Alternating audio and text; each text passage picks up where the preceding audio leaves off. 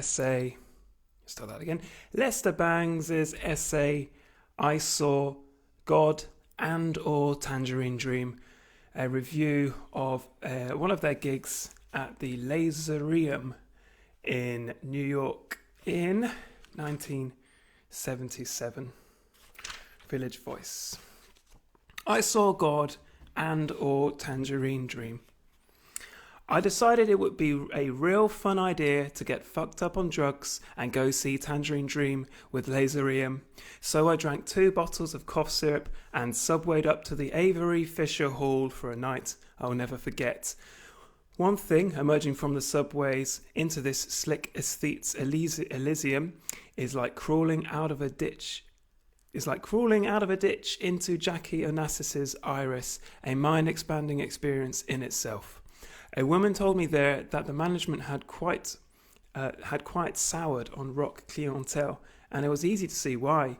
Here's this corner steel of cultural corporations, and what staggers into it but the zit-pocked lumpen of Madison Square Garden. And when the worlds collide, someone has to take the slide. What kind of person goes to a Tangerine Dream concert? Here's a group with 3 or maybe even 4 synthesizers, no vocals, no rhythm section. They sound like silt seeping on the ocean floor. And this place is sold out. Freebies are rife. Yet I don't think that kid in front of me wiped out in his seat got in for nothing. So I asked some of the Tanks fans what they find in their music and get a lot of cosmic Todd Rundgren mulchmouth. I tell one guy I think they're just a bunch of shit, a poor man's frith and Eno, and he looks me over and says, well, you gotta have a bit of imagination. Everyone is stoned. Some converse re the comparative merits of various items in the Tang's oeuvre. One guy declares the double album Zeit a masterpiece, another is an Alpha Centauri man. 3 times as many males as females at least. A 30-ish guy sitting next to me in ratty beard and ratty sweater reminisces about 1968 Forerunner Tonto's expanding headband and tells me about the time the Tangs played the Reims Cathedral in France. 6,000 people crammed the ancient building with a 2,000 capacity, boasts the program notes. They didn't have any bathrooms in the cathedral, he laughs, so the kids pissed all over it. After it was over, the High Fathers, Monsignors, or whatever, said it was the devil and asked for an exorcism of the church. DJ Alison Steele comes out, a fashion modelish silhouette in the dimmed green light, and says that the management does not allow smoking in the theatre. As soon as she says her name, people around me scream out, "Eat shit!" and "You're a prune!" The microphone she spoke through will stand there unused for the rest of the evening, a thin black line cutting into the psychomodal otherness of Laserium. The music begins. 3 technological monoliths emitting erps and hissings and pings and swooshings in the dark. Little rows of lights flickering futuristically as the 3 men at the keyboards, who never say a word, send out sonar blips through the congealing air. Yeah, let's swim all the way out, through the jello, into the limestone. I close my eyes and settle back into the ooze of my seat, feeling the power of the cough syrup building inside me as the marijuana fumes sift through the cracks in the air, trying to conjure up some inner eyelid secret movie. Oh, Lord, I got the blues so bad I'd feel just like a cask of Amontillado. Yes, there it is, the swirls under the surface of my life are reconfiguring into a Daniel Patrick Moynihan caricature by Ronald Searle.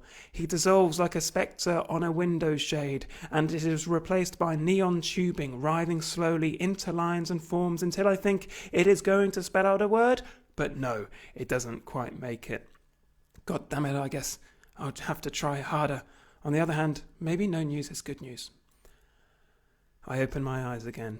Now the Laserium, which I had forgotten all about in my druggy meanderings, had begun to arise from the deep and do its shtick on the screen above the synthesizers. First, a bunch of vari-coloured clots slowly sludging around each other. They could be anything from badly seeded clouds to cotton candy cobwebs to decomposing bodies. Then 2 pristine laser circles appear affront the muck, one red and one blue, expanding and contracting and puckering at each other. They get larger and larger until they are gyrating and rubber banding all over the place with a curiously restful freneticism.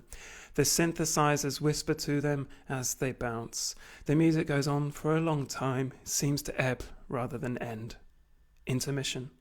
Many audience members seem uncertain whether it actually is intermission or if they should just pick up their stethoscopes and walk. Back for more of the same, but more aggressive this time, if that's a way to describe quicksand. The Laserium begins to flash more violently, exploding in dots and points and lines that needle your retina as the synthesizers suck you off and down, and towering mirrors at the sides of the stage turn slowly, reflecting beams of white lights that are palpably irritating, but by and gone and by again in a flash. I close my eyes to check into home control to see if any little twisted wax visions might be coagulating. Nothing. Blank grey. I open them and offer myself up totally to the Laserium. Flash, flash, flash. The intensity grows until I am totally flattened. I feel like an 8-track cartridge that has just been jammed home. After that, I become slightly bored and restless. Although the other bodies around me are rapt. I have seen God, and the advantage of having seen God is that you can always look away. God doesn't care. So, finally, picking up my coat and lugging my clanking cough syrup bottles, I push my way through the slack and sprawling bodies, out into the aisle. As I am walking up it, I am struck by an odd figure doddering ahead of me, doubled over under raggedy cloth and drained hair. I don't trust my dextromethorphaned eyes, so I move closer until I can see her, unmistakably, almost crawling out the door. A shopping bag lady! What's she doing at a Tangerine Dream concert? Did someone at CBS give her a ticket? Or did she find one cast off by a jaded rock critic in some 14th Street garbage can? Never mind. There will be a place for her in the wiring of this brave new world. I myself have earlier considered giving one of my extra tickets to a wino so he could get a little sleep in a comfortable chair. Look, there's got to be some place to send these whipped dogs so we don't have to look at them, and where better than Avery Fisher Hall? Let them pour through the refuse of a better world, listening to the bleeps and blips and hisses, and amusing their faded eyes with the test patterns and static that our great communications combines to have no better use for anyway. Just before I left, I turned around for one last taste of the tangs and Laserium, and by gum, I had my first real hallucination since drinking the Romular that afternoon. I saw a whole audience of shopping bag ladies.